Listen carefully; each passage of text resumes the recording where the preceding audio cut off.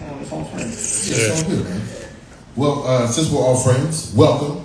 Welcome to the Artist Talk for Maurice James Jr. Y'all give him some love real quick. Just show how much you appreciate the art. We're here to talk about his current exhibit. I'm your host for the afternoon. My name is BeMo. That's not important.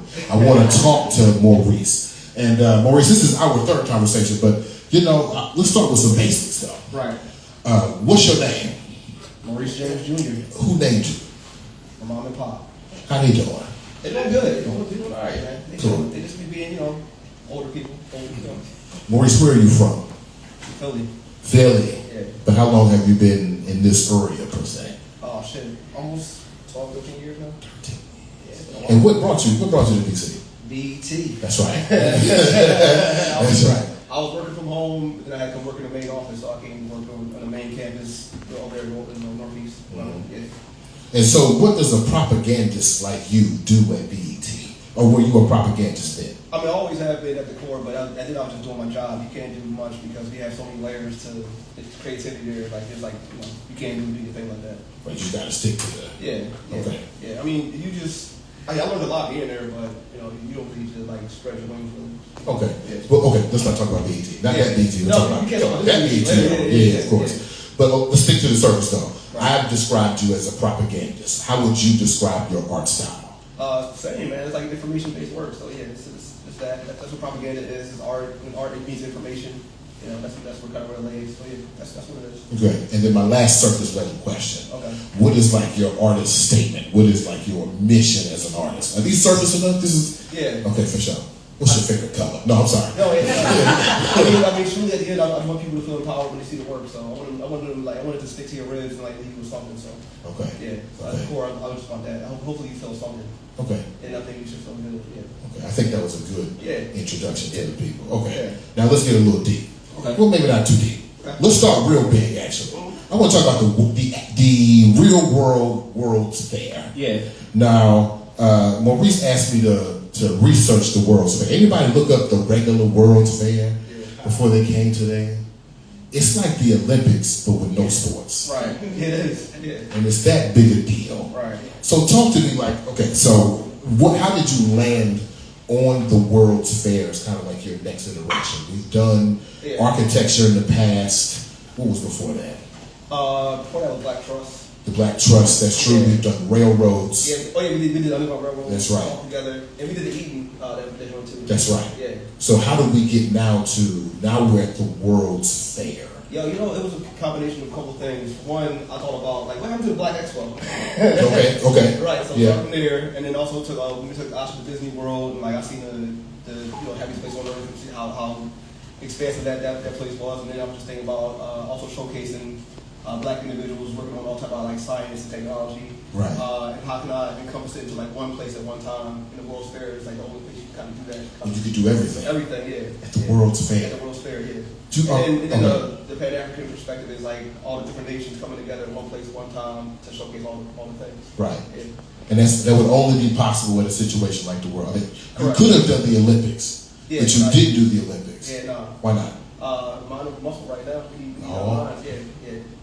Mind over muscle. Yeah, we use our bodies a lot for everything. Yeah. Okay. Well, I still want to stick to the World's Fair because in my research, what fascinated me was that the World's Fair is extraordinarily white. Right.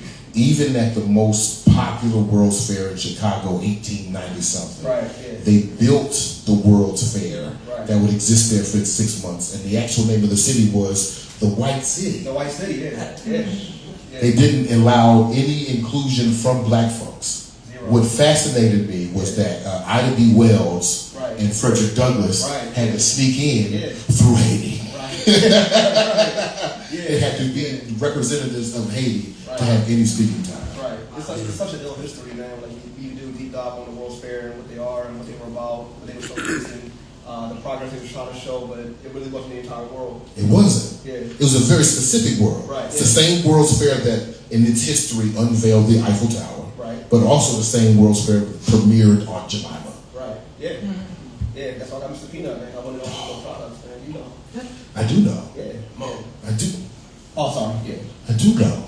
So what also interests me about the World Fair is that it exists in 3 iterations. Yeah. And so I kind of want to take this moment to see if we can blend the white world fare with your real world fare. Okay, we're now readjusting definitions, right? Yeah. All right, so the 3 iterations, there was industrialization, right? There was the culture exchange, and then nation building. Right. Could you maybe give us an example? Just point out some of the pieces that correlate to some of those iterations. We could start with industrialization. Right. So or do they even, does your warfare even around those? I put on the back of the flyer that I didn't want to talk about industrialization too much. I was trying to save the world, so I was trying to make it cleaner and better. So a lot of the cats are working on like really important things. So clean water rather than dirty water. Right. Because when you industrialize the world, it makes the water dirty, the air dirty. So yeah. So there's earth science, and also do like technology, which is like the infrastructure science, where we go to like, flying cars, go in space, and that kind of stuff. Of course. Yeah. Of course. Okay. What about like nation building? Because you even the second. That's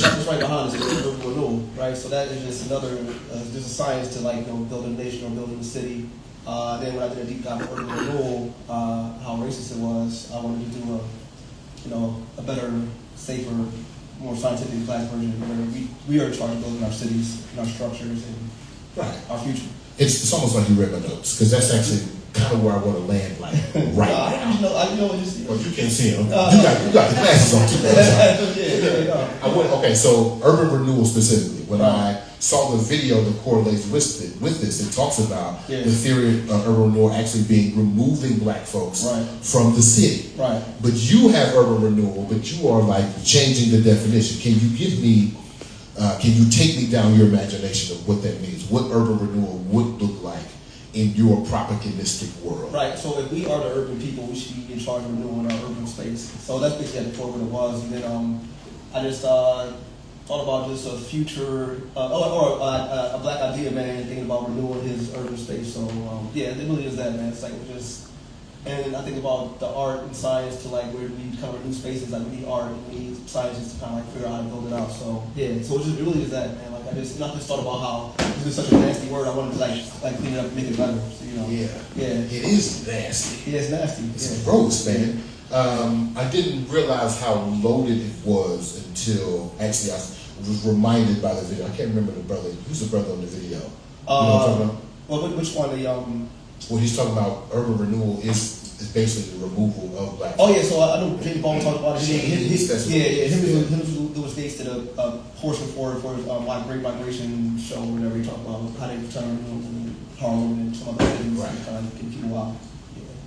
Right. Okay. While we're digging deep into pieces, if you don't mind, I want to kind of play around into spaces. Right. So I saw Black Empowerment Television. Right. You premiered this on Instagram. We're going to talk about social media in a second. We premiered this on Instagram a little while ago, and it's actually been percolating in my mind. Right. And so it used to work at the other BET. Right. Yeah. And now you have created the new BET. Right. Can we get some example programming? You got 2 programs that premieres on Black Empowerment Television. Right. So again, it's another thing where it's like taking black exploitation, but giving it more of a positive spin. So everything's empowerment. So every time you click the different channel, it's a whole network. It's not just one channel. This is a whole empowerment, like kind of like network. This is all television. Gotcha. So this is like all of television. All of television. Yeah. Damn. Like how at the World's Fair they kind of like showcase how to like TV or color TV. Right. Yeah. So this is like black television. I mean, through and through for the news, everything. Okay, you should fuck me up. Yeah, it wasn't just one thing. Okay, no, you fucked me up. It was the entire thing. So now give me 2 stations on the Black Empowerment Television. Black News. The Black News, okay. The movie of the week. You name it. Everything that comes on television. Everything. Every time you hit as they call it, the clicker, you're gonna get that's what it is. Now figuring it out. And also like kind of science works together. So even the cast would go off to space and put the satellites on. We have our own satellites, our own frequency, because to have something this large, we need our own everything. Right. Yeah. From the source. Yeah. Oh yeah. But you got the piece of the Black Broadcast building. Yeah. I'm in there. You know what I'm saying? I'm over there. Yeah. So that's the kind of bounce around from like the storytelling from like the past show to this show is like we need antennas, man. We need all this stuff. You really just fucked me up a little bit because I was thinking small, brother. I was thinking channel 62. That's what I was thinking. Multiple TVs at the same time showing multiple things, and even when you look at the animation, there's 3 different things happening. happening kind of all at once. When you bounce around the network or down the television, you see different things, and they're all empowering every time. Okay, see, okay. Yeah, okay. See, Kramer fucked up on me too. That's crazy. Okay. A lot of really, every piece is super in depth because I took time with every piece and gave it that much thought. Of course. Single one. Yeah. Of course. Okay, hold on. I got one more. Hold on. Okay, all right. Can we talk about Mr. Fantastic for a second? Right. Because Mr. Fantastic is a character in this current universe. Right. Yeah. But in your expo, especially now that you told me that all parts of television are empowerment, where does Mr. Fantastic? How is he created here? Oh, so that's just a cartoon version of this cat right here. Okay. So this is for the adults, that's for the kids. Gotcha. Right. You put that in the comic book, and then you know what I'm saying, you realize, oh, that's just actually brother in the building. These people on the night floor. I wanted to show the layers, show layers in this show where it's all like, this is real, and this is kind of like the fun part where if we're bringing the kids to it, also the kids will get bored. We have comic books and cartoons that kind of also talk about the World's Fair to get the kids excited too, because the World's Fair was really for kids. It was, right? Yeah. Well, put a pin on the kids, because I wanted to ask you something. It just came to my mind a second ago. Yeah. But something I noticed, particularly in this new collection of work, there is increasingly more copy on the artwork. Right. What's going on? Are you? Oh, man. It feels like maybe I seen the mist of an evolution, or maybe just a different presentation of the propaganda. Yeah, you know what? I just really concerned with information right now, so I want to put as much information as possible, but put it in a way and weave it into design. So it's just I really want to make information-based design work for this show. Yeah. The one that actually sticks out to me the most is the Hella Cells ones. Yeah, sure. Right? It seems like that's the one where you wanted to teach the most. Yeah, because I wanted the people to think about it, black people to think about themselves in and out, inside and out. You want to talk more about it?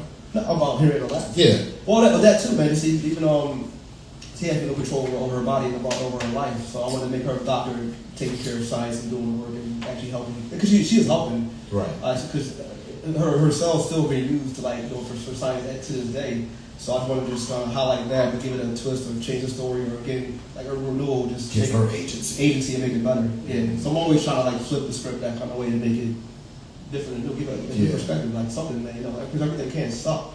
When we go in history, shit is like. You said everything can't suck. Is that what you said? Yeah. You do a deep dive history, you're gonna feel a certain type of way. Right. Yeah. So that's why. Also, I want to teach about genomics and because I thought it was cool to showing a black person working on that kind of science. Right. So we never see it really in full color. We don't. Unless you go to you watch PBS and see a documentary about some random person that then it kind of goes away. Right. But art can stick to the wall. I'm still kind of stuck on the abundance of copy. You said that you're trying to. Did you say you're trying to preserve information, conserve information? Yeah, and also teach, and also these are learning elements to for people to actually have something to really think about. So if you choose some information about this, it's with the art. So it's fun and it's informative. Did you? Is this a thought that comes that maybe we didn't think hard enough before? Perhaps. Yeah. Oh. Yeah. Why didn't you tell me to think harder then? Well, I guess you're telling me now. Right. Yeah. Okay. Yeah. Okay. There's as I'm looking around this World's Fair and I'm thinking about the World's Fair in the normal world and now in your world, I got a little offended. Offended? You offended me, brother. What I do, man? You offended me the same way that people were offended with the Huxtables. Right. You presented something to me that seemed so possible and real, but yet so distant at the same time. I understand that. So my question to you before we get into more esoteric things, do you think this Black Fair can actually happen? Or is this how? Bring it down to me. Because the thing I noticed in the World's Fair research is every time you do the World's Fair, a white man builds a park in his own name. Right. I don't know too many black men who have built parks in their own name. I mean, we don't know until we try. So we just got to get the people in the room to really consider doing it, man. It can, again, when I think about something that's I guess coming out, the Black Expo, we had a lot of people in the same room with their individualized, brand or whatever they had in there. and it was all dope. And I used to go to it as a kid, so just elevated up a little bit more and made it focus on technology and science. Okay. It's kind of small, man. Like I hear you. Yeah. No, I mean, we got the small. But that's why it's lofty. That's the art of it. The art of it is supposed to be lofty. It's supposed to be something that we can aspire to, achieve. You got to convince me it's actually possible. I need convincing. Because here's why. Because I see Black Expos. Yeah. We wouldn't consider it the Black Expo, but I see Invest Fest. I see Creator Fest. I see these things. Some of those things, Invest Fest, Afrotech, they're not even, I don't think they're trying hard enough, and they're directed towards, I guess, capitalism. Right. And also, and especially like Afrotech, they looking for jobs at Google, they looking for jobs. We gotta do it ourselves. We need our own technology, we need our own apparatus, man. You know what I'm saying? To make it possible, to make it so. Because I'm not asking you the tech. I'm not asking you technicals. I'm saying this is imagination, so I don't know either. But I don't see it as believing. So if motherfuckers see it, then maybe they'll believe it. I feel like there's a thing missing between. I didn't go to school for science, so I guess what do you think would be the convincing point for the founders of InvestFest or Afrotech to decenter, not to replace or get rid of some of the commercial needs of those spaces, but to decenter those spaces and get to. This is why I need help. I need help because my imagination died when I was 19. I need help with that connection point because it seems like niggas got the opportunity, but choose not to. But you know what? I have the same level of curiosity, but because I don't know the answer to that as far as like getting them to do it, so I'm not in the room with these cats. I just it drives me crazy. So it comes out like this. Anytime something like that kind of question drives me this crazy, the word comes out like this. This is what happens. Like with the architecture, I was like, why we not talk about Black architects all the time? And it drove me so crazy. I did the full architecture thing because I just couldn't take it. And that's where it comes from. Yeah. Okay. Yeah. Okay. So we in the same boat. Yeah. Okay. I just yell at the streets. Right. Yeah. Saying you make beautiful art. Right. Yeah. We appreciate you. You know, as I talk about the death of my imagination, I want to bring up your child. Right. Which piece is it? Which one is that one right there? It happens at the World's Fair. For some reason, I just have the fantasy that you down in the basement, tinkering. I don't even know if I got a basement, but you down in the basement. I got a basement. That's what we're right now. Okay, he's tinkering away. You know what I'm saying? There's some Gil Scott Heron in the background. Incense smoke somewhere going on. Right. He's like going crazy. Frankincense and myrrh is my. Okay, the Jesus sense. That's going on. Very accurate. And at this point, you're at a blank page. Right. And then Asher walks in the room. Yeah. And you're like, oh, the World's Fair is for kids. Is that how it happens? Tell me how your daughter keeps your imagination. No, she's older because she was obsessed with Disney World last summer. So that's right. Y'all went. Because that's what kind of started last summer. Like these shows take a long time to build, so it started kind of like the thought like that. Well, I need to go have the happy place on earth that she can like really appreciate. Yeah. So. Does that I was right before we started talking? It always affects work, man. Like I bet. Yeah. She is believing it. She has to see it. She see her pop doing it. So anything's possible. Yeah, it is. Right. Don't get me weak up there. She'll be here soon. Y'all meet her. She'll be here running around like she owned the joint. Yeah, I mean, in a way. Yeah. When the first time I came in here during the opening, I told you I felt engulfed. I felt swallowed. You know what I mean? I felt fully, I felt like what it feels to deeply dive into your imagination as a kid and pull out these things. Yeah. Right? So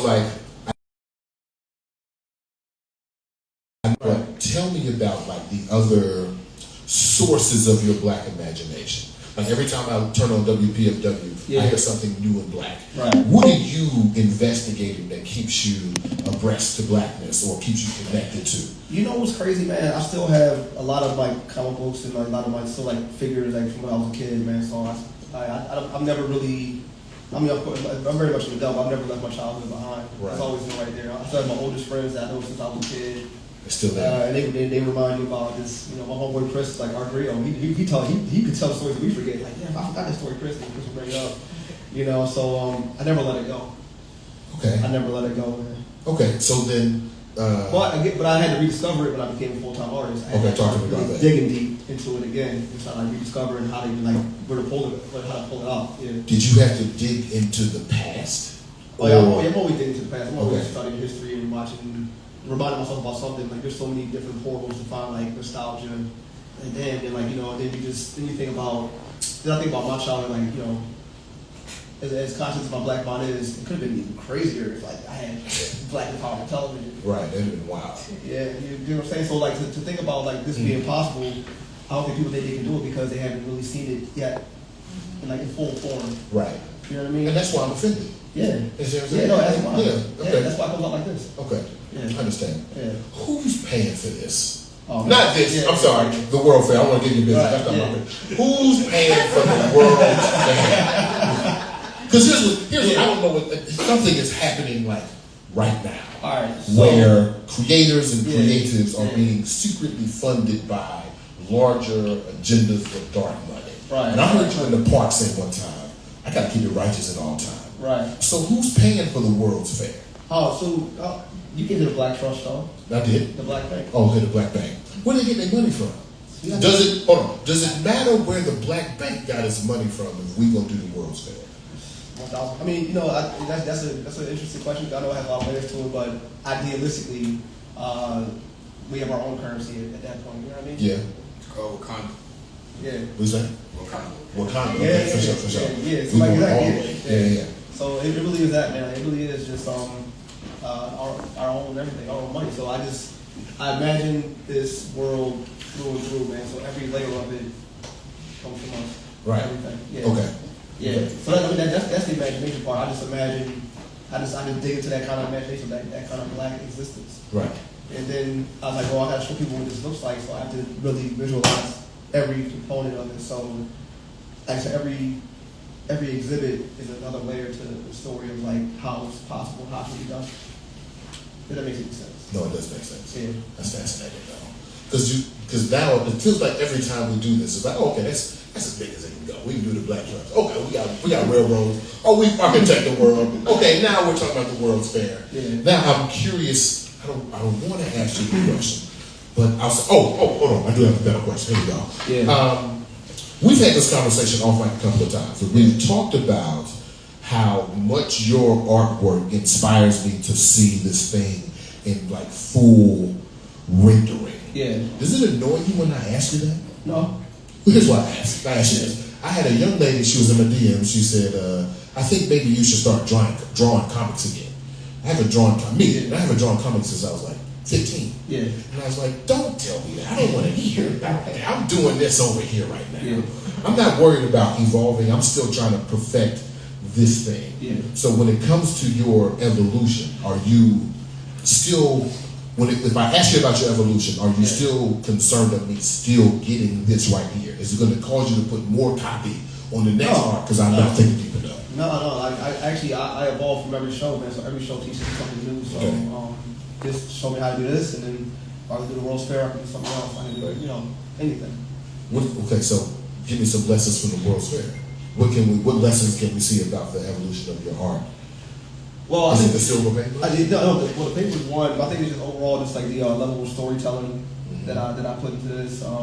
Because like it's layers, man. It's like from the map, the pavilion to like I really showed it from the ground up, like how this thing can like actually be possible. So and also I just wanted to like just give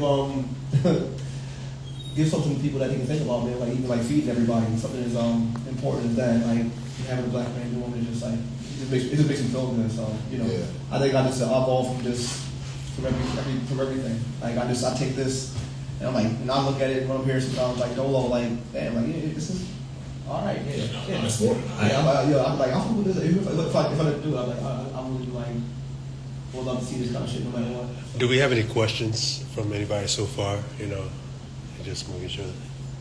Yeah, can you talk about more about how you inspire to find the gaps where black people should exist or already?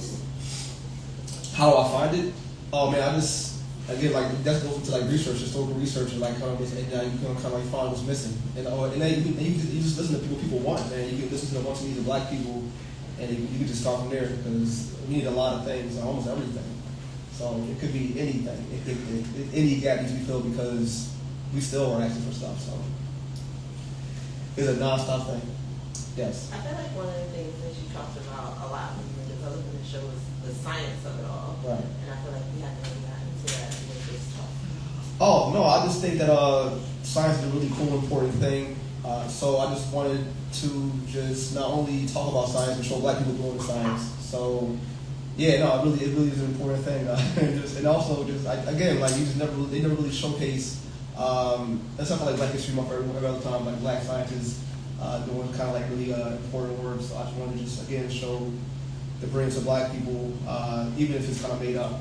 Which also shows my brilliance as a Black person. Right. At the same time. So, because there is science to design, as a designer, like there's a lot of science to it. So it's kind of like multi-layered science kind of way. Of course. Me doing it, showing it, and also thinking about the science and talking about the science and having the text explaining the science, because I didn't want to just tell you about the science thing without giving you Science. information about how to do the science. Right. So and also like the voiceover is explain the science. So yeah. Why do you think that shows up more in this exhibit than previous ones? Oh, because that's what I wanted to do. That's what you want to do. Yeah. Okay. Yeah. So to piggyback off her question, so we talked about science in general, and you hinted about Yeah. voiceover. I think for people who have not experienced your body of work, Yeah. the way that a lot of us have, Mhm. how about the science that you use to incorporate the technology within these pieces? Oh, which is another thing. Again, like I don't necessarily think about it as I'm doing it. So, I know. in fact, so when I get to sit back and actually talk about it now, yeah, there's so much to it. So even like using a black owned app, Black Terminus to like build, to add animations and tag it to the work, which adds I guess like more technology, more layers, more science to like the whole process, which is the process of design, information-based work, technology. People using their phones to like look at it. We live in modern times, like this is like art that is from, I guess, like set in the 60s. We're still very much 2025. So I wanted to also make it connected to like what we kind of have right now, which is the technology that's kind of like next to us at the same time. So yeah, that's part of it also. I think that's cool. I think kind of bridges that gap between then and now, what art can do, what art should do, and like what art can kind of do in the future. So it is like really like a modern aesthetic, kind of happening, kind of like it's fairly new. I think it's a new thing to kind of like be a part of. And I think it's important as far as, that's a great question, as far as the science and the technicality, is that I want people to understand like what goes into graphics, right? Right. So like, I want you to talk about like the idea and the science behind the paper and like how the differences of the weight of the paper, and the styles of paper have an impact. Well, especially for like the silver paper, man, it's like it's silver but not metallic. That makes any sense because it's like an undertone that goes behind it, and I wanted to like make it and put it in silver to make it more commemorative for like if the World's Fair is important, it'd be commemorative elements on there as well, like silver paper. It just shows us how important this time was. Like you said, the Olympics, you say silver, gold, or whatever it is. I just want to show the importance of it. So the prints like change based on like the paper. So there's science to even make it paper. You know what I mean? I don't know how to make it paper. But I know that it changes the design when you put it on there. So yeah. Talk to me about some of that process, because I was actually going to ask about your social media, specifically your Instagram. Right. It is genius. Oh, not only like the marketing of everything, but also like your cadence, but also the depth of each post. Yeah. I don't think I actually really realized that today. Right. That some posts are music per slide, and some posts has a song per the whole post, but it actually acts as like a wonderful catalog of both your printed and your digital work. And so when I was watching, I was like, I wonder what actually comes first. Do you have the dream about urban renewal and then you find the quote, or are you searching through your gallery of? Go ahead. So I had the idea first, and then I started doing it because these pieces they go through so many changes over time. So the fact that I have a year to do it, I get to tweak up until I got to send it out to print. So I'm always messing around with these until I think they are what they're supposed to be. Okay. So urban renewal. It was just bothering me, man. Like the story behind it was just like it was just killing me. And I'm like, well, we need to be in charge of our own, renewing our own space. Right. So yeah, and it's happening right now. They're trying to remove it right now. They're trying to wipe out the slums and take out the things they call crimes, and it's called terrible to get black people out and put other people in. So these recurring things, it's like constantly, it's like they just nag me. And Yeah. like, what I can do as far as the art is the way I can kind of get it out, and also show people what's going on. Just put a highlight on it. So yeah, but the ideas come first, and then like I figure out how I'm going to execute this idea. But then if I already created a design structure within the show, I already have like, so whatever piece came first, like the way created the structure. So every piece kind of has a similar structure, but it's just different based on what the science or idea is. But they all have a similar structure because that's how I make a show have a theme and make cohesive. And I give it the same structure. What came first? Maybe the world's smartest man. Okay. Yeah, I think that one kind of came first, and I kind of built from there. That's why I put it in the middle, and everything kind of expands from that. Okay. Yeah. Okay. And then you think about what's the world's smartest man thinking about? Everything. So then, True. right, yeah. I want to just kind of go back to one of your questions. Okay. Is the idea of how do we make this come to be, right? Right. So part of that, I think, Maurice, you do great. You do excellent because you show the history. Right. Our history that's embedded within the technology that people get to see. So you know what we've already done. Right. Which exposes us to the possibility and the understanding that we can do more. Right. So I think that's a part of it, is that if you don't know the history, Yeah. like if you look at automobiles, we don't know the history of black people in the automobile industry. Yeah. We don't realize that we can do it. Right. Another thing that was bothering me Yeah. about the story of T.R. Patterson and the Right. sons, like that's another thing that was kind of nagging me about this black car company that never got to really see itself like all the way through. So I took it from the first car right there, from like the 1918 whatever, to the like the 50s, 60s when Nat King Cole, to like when they started really getting busy making flying cars. So I Okay. gave the full timeline of that company from beginning to end. That's the history. So for me, that's Yeah. where we see the possibility of us Yeah. doing it. And having people, adults, even adults, as an educator, having children research African American scientists, mathematicians, and inventors, Right. they realize that this has been done by our people, that we just don't know it. Right. So why can't we continue it? Right. So to me, Yeah. it's a continuation, and that's how we get there. For sure. Fitz, you have a question?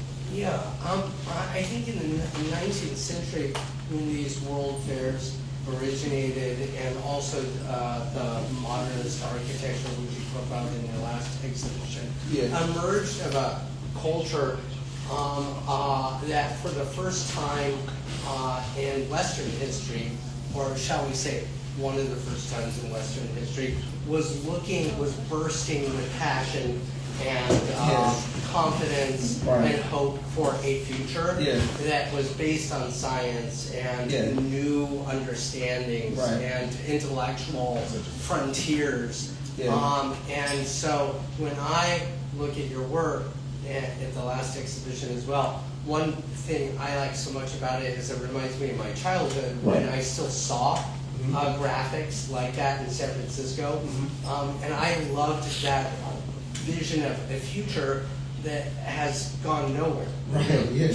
Now we're in like postmodernism, Right. modernist architecture. Just to give you an idea, coming from a background in architecture, it used to be pretty normal for well-to-do people to commission an architect to envision something they couldn't imagine, Right. and something for the future that would house their family, and they would buy that. Now, well-to-do couples buy the tear down that the developer tore down and just built like an inflatable house. Yes. Yeah. So the idea of investing in the ideas and the culture of the future, I don't sense in the world I come from anymore. I wonder how I see your passion in it. Yeah. What is the feeling on the street that would support it?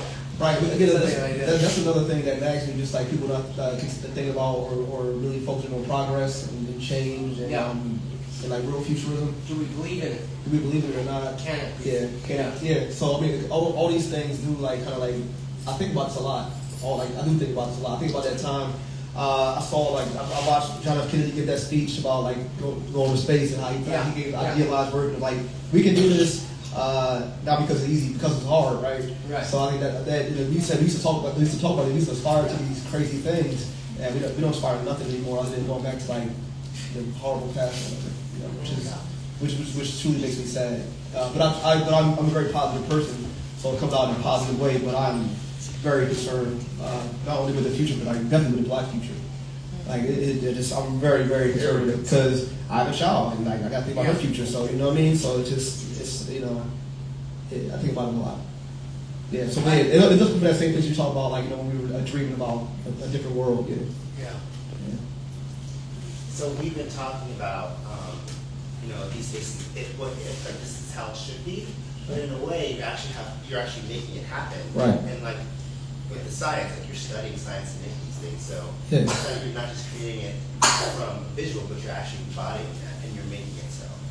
For sure, no, and again, because every science that I've researched here, I did a deep dive on it, because I wanted to pull off, because you never know, like the scientist who comes into the room that says, hey, no, this actually, we can do this, like, so even like last year with the architecture show, architects came in and said, yo, this is actually some good plans right here, right, yeah, so, but again, because I didn't go to school for these things, I went to school for graphic design, man, so, but we're taught design and structure, so everything is design. Yeah, right. Yeah. And structure. And structure, yeah. You have questions from the audience? Can you talk about the additions and what that means for people? I mean, yeah. So, like even like last show, these shows are super limited as far as the additions because, again, I want them to be important and commemorative and like something that sticks with you. So I didn't want to, and I don't feel like having to track 1,000 pieces. So I make them very small just for that reason. Because I'm always thinking like further ahead about like these collections being somewhere else and like, yeah, I don't. Like, it's so distracting. Yeah, that's why it's very limited runs. And it's expensive to produce too, so you know. Yeah. That's why. Yeah. Yeah. So that is the addition part. I think. A second ago, you talked about some timelines that I hadn't noticed before. One was with the car. Is there another one that we should pay attention to? I'm trying to think of which one. Other than the cars, I think that there's a timeline, but the piece is not. So the World's Fair Black Star. The World's Fair Black Star joint, that timeline goes to the piece I did for the Black Truck Show when I did the full-on Black Star piece. Mm-hmm. But again, that's like showing like Marcus Garvey showing a new version of the Black Star line. So I showed the old version, that's him showing the modern version that moves faster. So it's taking people back to Africa as fast as possible. Okay. So like there's mad timelines. You know, George Washington Carver, Stephen Lightning Plants, that's a combination part right there. Like Soul Brother Bodney. Yeah, they all, every piece kind of talks to each other in a very kind of crazy kind of way. So yeah.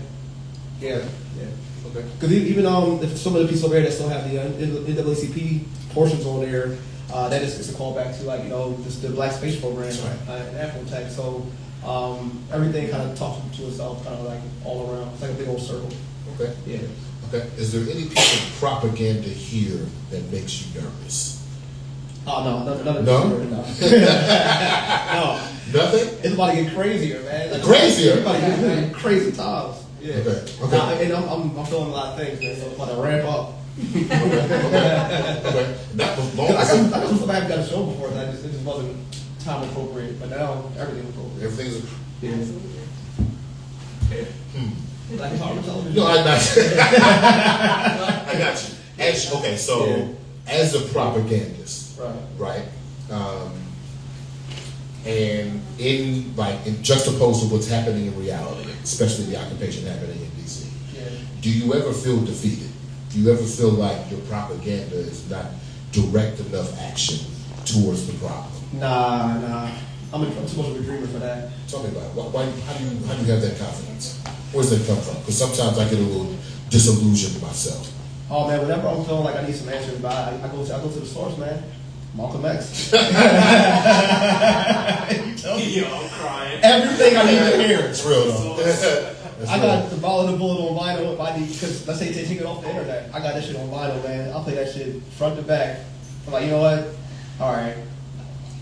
Job ain't done. Okay. What did Kobe say? Job ain't done. Job ain't finished. Job ain't finished. That's it. Yeah. So we put a championship. So okay. So maybe help me a little more. How does propaganda play a role in some of the direct action that I want to go yell and scream about right now? Should I just go flash the art in front of the National Guard? What should I do? You know what? That is that's an interesting question. I think so. because I don't know where everybody's heart or mind is, so I don't know. Yeah. I know they need something. Peace, my brother.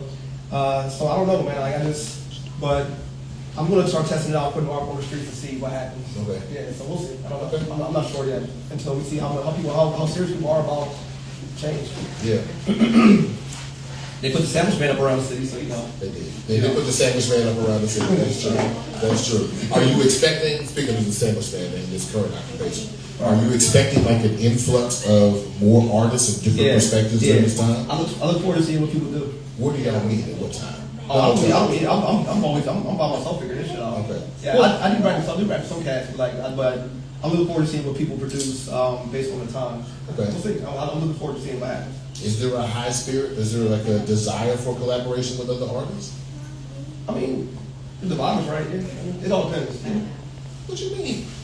I don't know. These people gotta be real, man. Actually, collaborate with anybody. Okay, maybe it's just the environment. This nigga he might be a sellout. He might be. He might be a sellout. Probably. Yeah. I can't. So it's easier to work with myself because I know where I stand. Okay. Well, I just know some good brothers that I work with that you know, but that takes a lot of like, you know, that's time and effort, just like meeting, hanging out, just conversations, showing, improving. You can kind of tell people based off the time. Right. You know. Huh. I didn't expect you to say that. Yeah. I expect you to say, oh no, it's real vibey in DC. I can work with everybody. I don't know the people that well enough to like say that. Interesting. I think, and it takes a level of the artist risk for the artist, willing to risk, like yourself, like with your propaganda, or Esteban Whiteside with what he does. Yeah, I mean, that's about collaborating because so it takes that level of, I'm going to do it because it needs to be done. And I see a lot of people who, looking at a lot of art, you still want to play safe. Right. You still want to be, let me put that pretty face on there, but I want to know what's the message behind the face. I want to know what the message is embedded in something. Because I like, you know, I call Maurice is what I call, and he knows this, I call him an artist. Yeah. He uses his art for activism. And so how many artists are really willing to be artists? How many of them are really willing to go out there and put that piece out there, even if it's subtle, or if it's right in your face? Yeah. Or fly the Pan African flag, you know what I'm saying? Absolutely. I'll put it on a hat. I'll put it on the hat. You know, put it on your wrist. Curious. You always know what time it is. Yeah. That's why I wanted this watch. I really want to do that, so you know, I always know what time it is. Yeah. Are there any like you know, I kind of want to push back on it a little bit. I wanna. You wouldn't make a hit song with a pop star? I mean, I'm not a musician, so I don't know.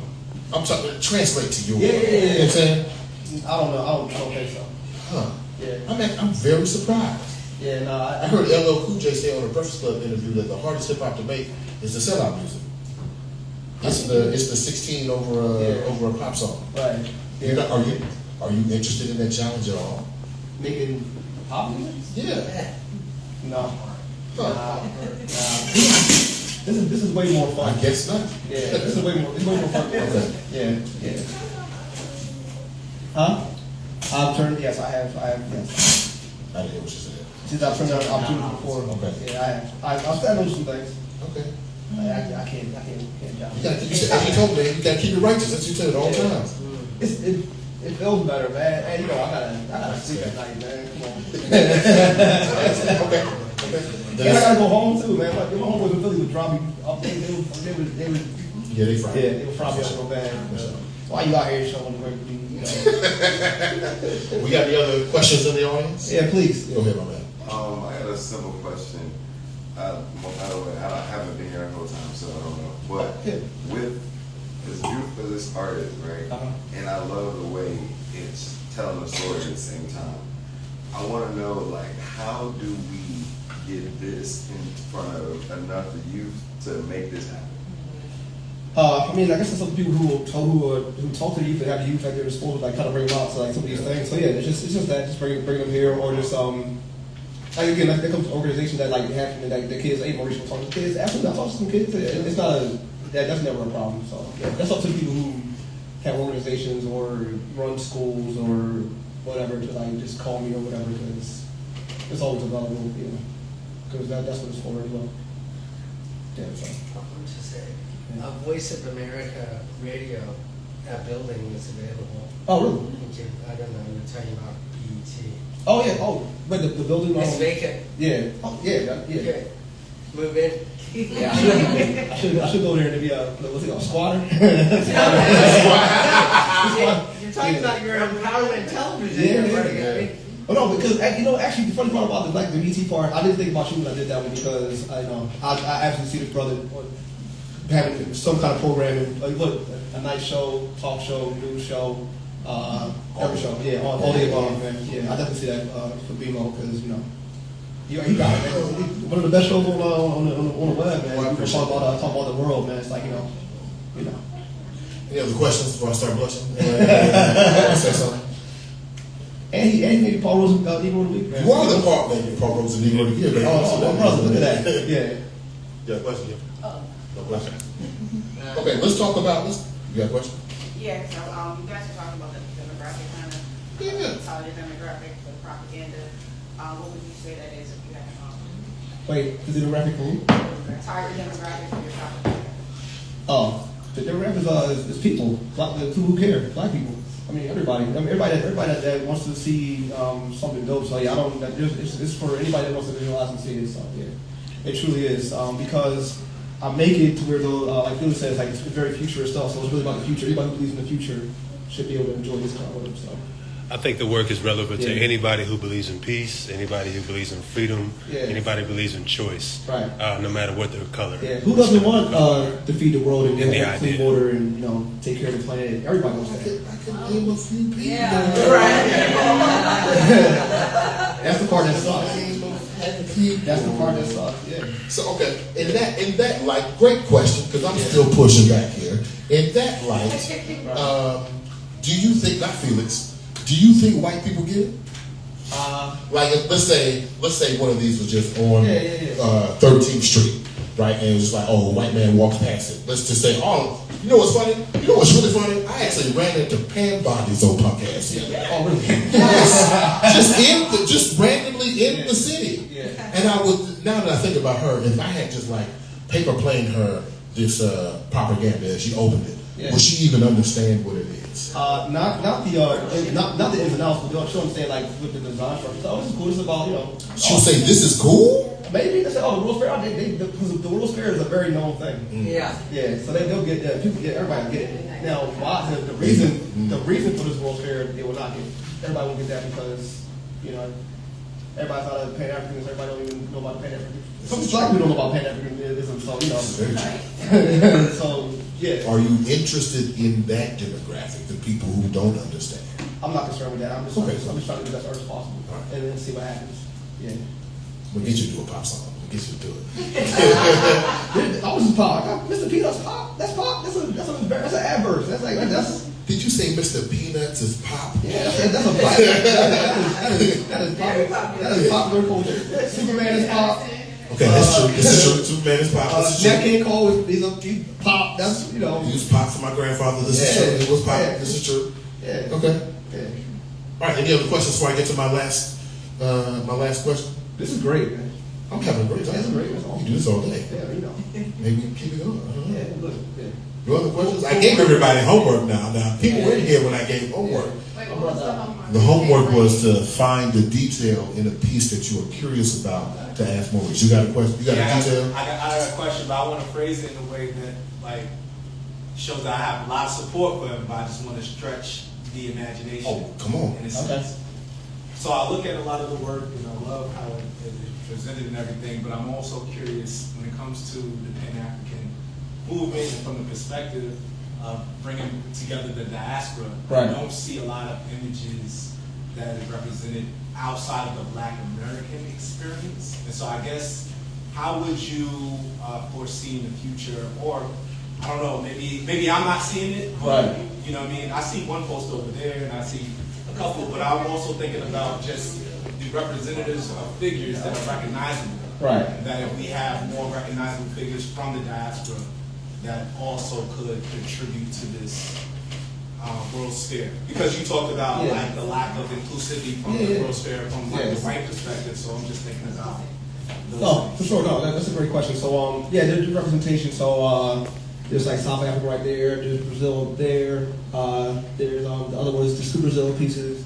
There's one there in Nubia right there. So yeah, so it's some visuals. It's hard to like visualize for like just say I didn't put some stuff like from the Caribbean. But, you know, I mean, it just as an artist you can't cover everything, but I think you can just hope that people just in their minds take a trip with you and think about the whole diaspora with it as a whole. Right. Anyway, so, Because there were a lot of non-black abolitionists at the time, during the time of slavery and Reconstruction and those types of things. So, I mean, I think it's about an expansion, right? And I think people who want to see it will get it and understand it and want to know more about it. And the people who don't, it's just not. But also, I truly believe once you put the red, black, and green up, that's for everybody. So I don't think just because it's a Black American look or feel with good, but Black American aesthetics is like kind of rolled throughout the genre anyway. So I don't get it. Yeah, I think it can be. Yeah. Strangely enough, to me, it seems like it could be an ersatz propaganda for the state of Liberia in the 1950s and 60s. Like, I can completely imagine this, all of this are coming from Liberia during that time. Yeah, because Liberia also accomplished a lot within its more productive when they were richer, shall we say. Yes. And they, I think, realized things along these lines. I believe it's all in there. So but I think you're saying. I'm saying. The thing is definitely in the colors. Yeah. And I think we also have to modernize how we think about the diaspora. Mm-hmm. Having gone to Ghana, they look like this. Right. Now. But historically, like we talked about, if we go historically, we also have a kind of, we're conditioned to think that people look a certain way or present a certain way. Yeah. When we actually present a lot alike, more than we actually think. I think to go to cultural, to get more in depth into the diasporic culture, you have to bring some more than just kind of aesthetic looks. You have to go real deep into that. And I think a part of, I always go back to Malcolm X a lot too. A part of it is that the work starts here, and then it moves over there. So the part is to present it to our people from the diaspora, so that they see the here, so that they can also add on to it, and then we can move further out. Because you have to start at that point. So I definitely understand that. What I'm really trying to speak to is like I recognize Langston Hughes. Right. I recognize what's my man? Richard Roundtree. Yeah. He's from River Shop. I recognize people that I know is in like Black American culture and history that we are all privy to. So I'm just curious of knowing or learning about basically the other Black folks throughout the world that could contribute greatly to the World's Fair, and that I would. Right, but I think the exhibit is supposed to spark that kind of curiosity in the first place. So that means the work is being done, because then you're thinking about, well, who else is like X, Y, Z? Because there is a Brazilian scientist that I kind of like dove off like the Brazilian pieces. It was a cat. I forgot his name, but it was a cat. So it's supposed to spark that creativity. Because even because the Afro is it's not a black American thing. This is a black thing. That's your question. What's all these? Hey, Lisa. I don't play, but that's what I do. Quick question. So I heard you say two things that vocabulary does not make cohesive sense. You're using Black American and saying the word diaspora and not saying the word African, because we're African first. That we spread. That's what the word diaspora means. We're the first people on earth to live in every continent. That's what. So I'm like, that didn't make logical sense. I'm trying to follow along to other blacks in other places. They're all African. So what I'm trying to articulate, right, is that when we think about blackness in America, right, I'm trying to be more inclusive in saying that everybody's black. So if I'm saying African or black, that's what I'm including everybody. Right? They're not interchangeable. Those are not interchangeable words. Well, we're a culture of people that made that black. We're African people, as in genetically who I am.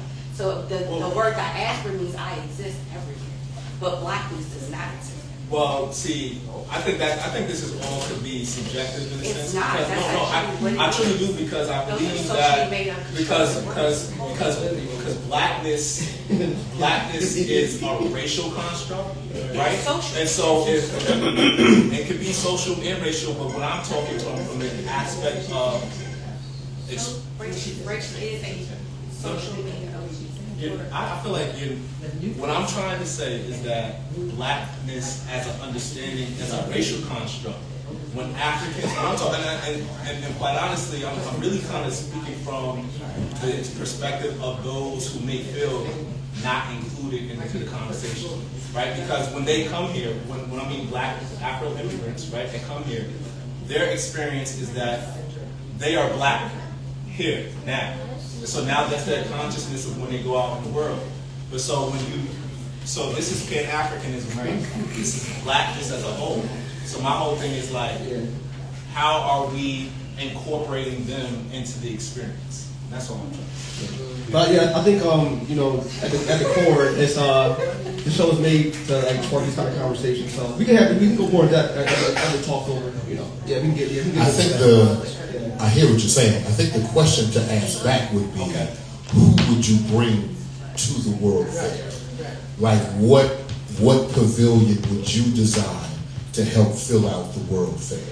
Because we only have so many perspectives that we can involve. So if there are people who are left out of this particular conversation from this perspective, the hope would be come with your full humanness as we come with ours, so you can be involved in this Pan-African World Fair. So actually, as I was researching, one of the things I found was that the Dahomey tribe was actually in cages during the Chicago World Fair. Right. And supposedly, this is the rumor is that Louis Vuitton stole the symbol of the Dahomey tribe at the World Fair. And so that little diamond symbol that you see now that's making them billions of dollars, probably trillions in their lifetime, was extracted from that World Fair. So at the opposite end of that, if we're creating the Pan-African World Fair, we don't know everything. We don't know all the tribes. We don't know all the nooks and crannies of blackness, of Africanness, of the diaspora. Bring that ass. Right. It's open for that. Yeah. That's all. Yeah. Right behind you, brother. I'm gonna go with sis back here. Yeah, I enjoy your work so much. Oh, thank you so much. For me, I actually, this just opens the door for all of us to imagine, right? Right. Like as a black person, we can just place everything into what our imagination could be. And that's what I respect about the work that you have. But thank you, it's just unbelievable. Thank you so much. I appreciate that. Thank you. I was just gonna say, one thing I've always loved about your work is that it feels like a celebration of African American culture. And just what's our own, because there's a lot of allegations that we don't have our own culture. And people who are Afro-Latina or from the Caribbean, they're like, we have our culture, they're always quick. But you really capture the beauty, the complexity of it. And I feel like your art, when you talk about youth, is like a perfect opening, because when I look at your art, there's so many historical references that it just starts such a great conversation and curiosity about the African American experience and culture. Yeah, I truly have been Afro-American my entire life, so this is like going through. So it really comes from all of that, and I've absorbed like a lot of American media, and then like you hear, then you do the research, and then you get into like the nitty-gritty of the World's Fair, and it's like, damn, man, like we need a place to show our stuff, man. You know what I mean? We never had a chance to do something like this. And then that's like those gaps that David was asking about, what are those gaps? Like, this is one of these historical gaps, because there's so many things. You know what I mean? We're just now getting black quarterbacks, really, you know what I mean? So, right. And that's the micro. That's right. You know. Yeah, go ahead, bro. Yeah, I want to hit my homework, Professor. Go ahead. So one thing that you brought up that I was really insightful is you said you felt offended. I was like, that's how I felt too. Yeah. And when I first saw the work, I didn't quite understand it. But when I saw that piece back there, I was like, the detail that you really captured, cover for National Geographic, and it felt like this exists? He's like, no, it doesn't, but it should have. Right. And so it's a level of detail in that I think really spoke to me, and that's what the gateway to really understanding the work. Right. Yeah, and that piece, man, is just another thing, another one of those things, man. That GO, when they was having black people on the covers, it was always just some kind of like crazy imagery of like, you know, just, you know, I only got to go into details. So I wanted to also focus on just another scientific idea about just analyzing the black man in all his beautiful form, man. So it's really that, man. Like, you know, and it's, again, going to like some of these details of just calling him the black man's God, and having to ask the question like, well, let's figure out how or why that this is so, right? And it's just it's more of a question that can be answered by science. And why aren't we asking that question right now? Right. That's key, right? Right. Why aren't we saying that? Right. Yeah. So again, man, I want the work to do exactly what it's doing right now, which is like making people just like dream, imagine, be very curious, and think about because again, people say, well, if this is possible, what's next, or where else can this go, or what else can we see, or what else can we do, kind of all at the same time. And that shit feels good, man, when people get to really just kind of like feel that, and they tell me the response to it, man. It's like, damn, yeah, that's what it's for anyway. I hope that's what the work is doing, you know, because what else can the artists do but hope that it's really affecting people in a good kind of way, you know. And also it's powerful, and also it's beautiful, and also it's, you know, X, Y, and Z, man, you know. Because I put a lot into it. I put a lot into the thoughts, a lot of research, tons of research, because I wanted to be right. I wanted to be so right, you know what I mean? Because we need it real bad, you know. You know what I mean? Real bad. Yeah. And I'm just like consciously just like, you know, just feeling these black feelings about how I want us to have these beautiful, special things. Yeah, because shit drives me crazy, so, yeah.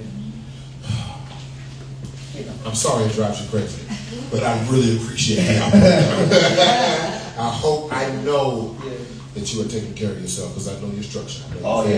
I'm into the sound. I'm good. Okay, good. Yeah. You sure? Yeah, I'm good. Yeah. Right, for sure. You know what I mean? Any other questions from the audience? Go ahead, my brother. Okay, so I'm wondering too, like, who have been your, or what what part of your audience, if you will, have you been getting the most, I guess, adversity or friction from? What I'm asking is there is the whole thing of Pan-Africanism, this phenomenon that I don't want to outright say it's dead, but it's dying, it's on a decline in a sense, because there are some acute movements here that are distinguishing themselves as, like, you know, American descendants of slavery, right. You know, what do you call it? Foundational Black Americans, and they are, and I believe that is an influence. I believe that's kind of a psych-up kind of a thing, honestly, where they're trying to distinguish themselves from Caribbean or people. And if I was born in D.C. Both my parents are Trinidadian, and so I wouldn't be counted as an ADOS. Yeah. You know what I'm saying? So, or American descent. Right. And it's growing and it's festering. Right. It's a problem. And it is intentional. It's kind of keep us subjugated and keep us where we need now more than ever to come together. So we need now more than ever to really come together. But that's the challenge. So you know, the nature of propaganda is it's saturation. It's repetition. It's getting in our hammering it in. So it's, you know, a second, you know, level of our nature. You know. So. My question was, have you found this to be a source of adversity, or no? You know what? I don't even pay any mind at all. I mean, but is it around, or you just basically just don't tune into all that? Okay. No, but I do know about ADOS and FBA. Right. I just I'm like, how did brothers get there? You know what I'm saying? Because you know, I know how they got there. I mean, because you know, there is an explanation for every black feeling. Because it feels what they're doing. It feels unnatural. It feels very. It's counterproductive, man. Yeah. What to say the least, but it just doesn't something like when if I'm looking at you and I'm seeing you, I see we're melanated people. Right. We got a common thing. Right. You know. there's forces in there that's basically saying, no, you're from this and I'm from this, Yeah. and therefore, blah, blah, blah. Yeah. So you stay there, stop coming in and getting Right. these things that we Yeah. deserve, and all this stuff, so. Yeah, that's why, the coolest part about the exhibit is called a Pan-African World Fairs, because it's showing like there's a Pan-African world that can facilitate an actual full-on fair. Yeah. That's open for all of us to kind of be a part of. So, and again, like just reminding people like about the red, black, and green, because that's just kind of overarching, kind of like color thing that kind of connects us and combines us all. So, but I really don't pay that world too much mind, because it's super counterproductive. Sometimes it's funny because it's hilarious. Every brother talk about it, say like, this brother is out of his mind. It's like, Brother's lost. this brother's lost. But again, like, you can see how they got, they got there and they was on the crazy train, but some drove them crazy. But it's something, I just wanted to not pay in mind as far as like, you want to make sure that. Yeah, but I really see that picture though. I don't know. It's something that's there, and it needs to be, acknowledged in the sense it's growing and festering. Yeah, no, I get it. And it is a form of propaganda. Yeah, no, I get it. There's generations behind us who are growing up under that influence, so Yeah. this is going to be, it gets to a point where this is a foreign and Asian kind of a abstract concept, Pan-Africanism. Right. Yeah. No. Right. That's what's my fear. So Yeah. I think it's a big conversation, right? Yeah. But I also, you mentioned something that was very important, that it's rooted in propaganda. Yeah. But it's not rooted in our propaganda. we need to, So if we understand it, and I've been telling people for the last few years, if you were ever just to read a portion of the book Cast, then you understand where the propaganda comes from. Right. And why it feels like we're against each other. Yeah. Because that's the intent. Yeah. But it's all rooted in this propaganda Yeah. that bubbles up. And we kind of, some of us, because I don't buy any of that, we all just, Right. when I had my DNA, all y'all up in here is me. Right. So, Yeah. even you, there's up in here.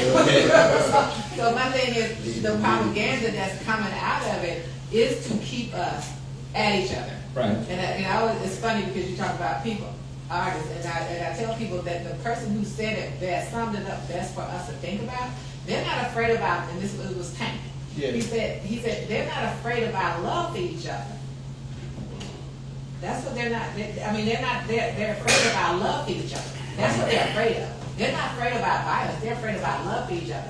So how do you keep us not loving each other? Perpetuate the propaganda. Yeah. I mean, it's the insidious nature of colonialization. Yes. Yeah. Right on. So tapping into all of that, your artwork is propaganda. Right. So the point is to have counter propaganda. And so I go back to my original question. Target demographic.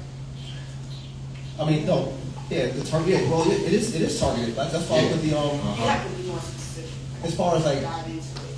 well, Because these are the things that are kind of coming up. Yeah. So I didn't get what you're saying, but so what the way I target it truly is when I tag it with the red, black, green flag. That means is for people that understand what the flag means and who is connected to, right? That's on purpose. So that kind of is always there. It's in a lot of the pieces just for that reason.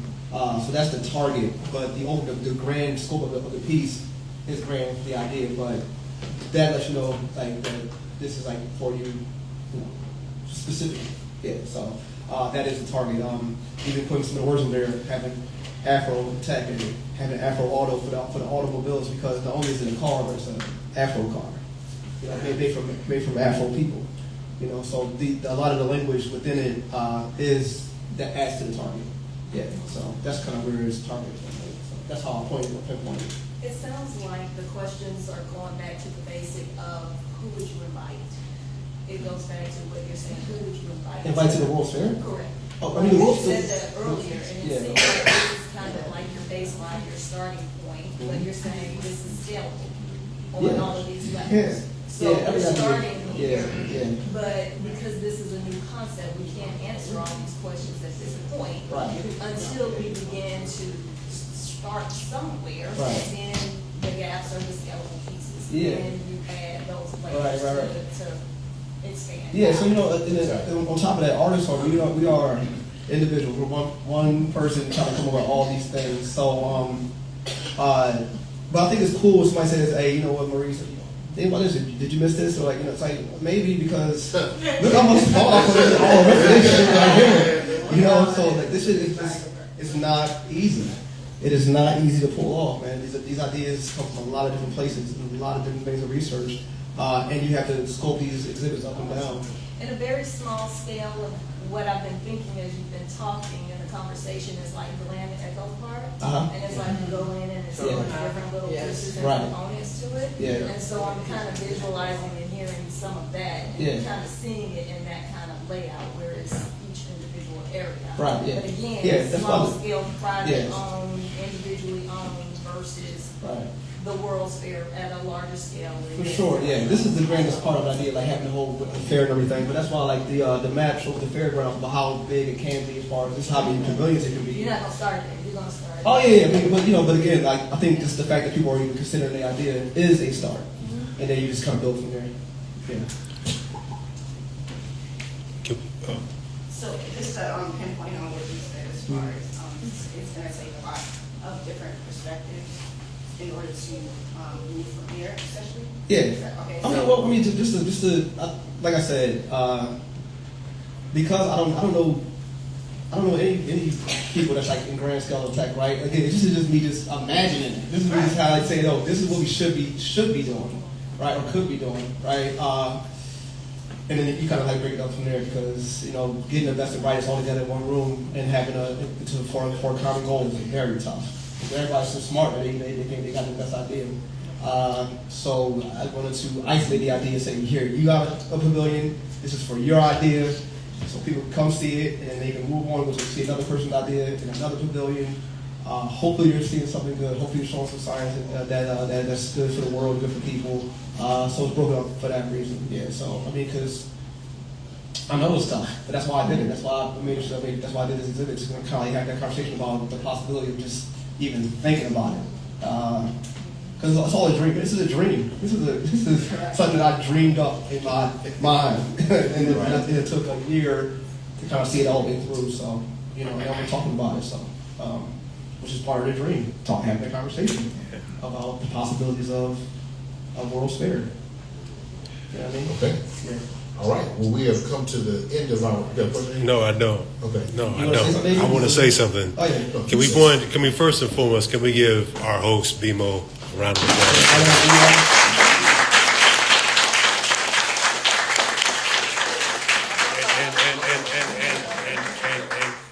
And most important, can we give our artist, Mr. Maurice James Jr. a round of applause? So listen,